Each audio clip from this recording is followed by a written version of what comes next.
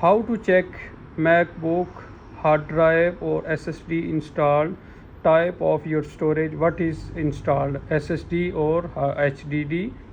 So in this video I will show you. You can see I have here details, but not full details, it is not showing. Now how to check that? First of all, you need to go to the Apple logo, and then you need to go to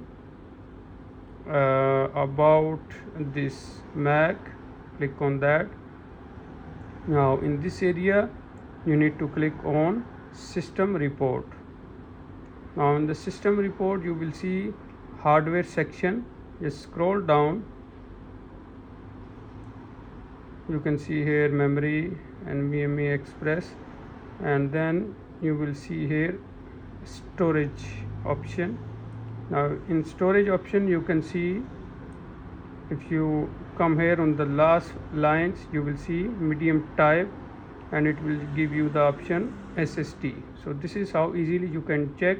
That's all for now. Thank you for watching, and don't forget to subscribe Dr. Mobo YouTube channel.